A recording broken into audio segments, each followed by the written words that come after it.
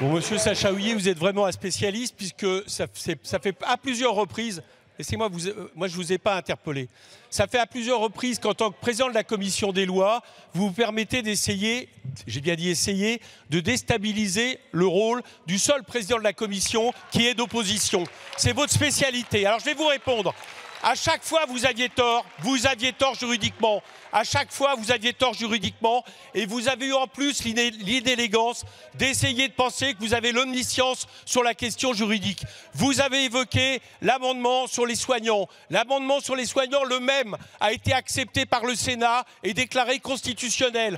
J'ai accepté la décision de la présidence de l'Assemblée parce que je ne pouvais pas faire autrement, mais j'estime que juridiquement, j'avais raison. Le deuxième amendement que vous évoquez, c'est l'amendement où j'avais demandé au ministre de la Justice de faire en sorte d'introduire l'idée qu'il fallait un rapport pour justifier le fait qu'il y ait un moratoire sur la surpopulation en prison.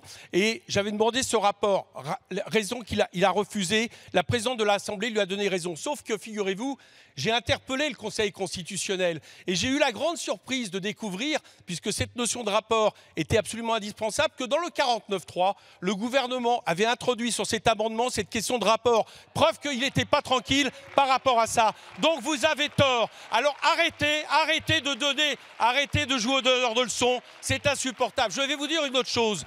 J'ai examiné des dizaines de milliers d'amendements depuis mon mandat. J'ai fait en sorte, et je l'ai assumé, d'essayer de trouver, comme c'est le cas, quel que soit le positionnement des amendements proposés, j'ai toujours dit que j'essayais de faire en sorte que le débat prévaut et qu'à partir du moment où je trouvais des possibilités que l'article 40 ne soit pas appliqué, je le revendiquais.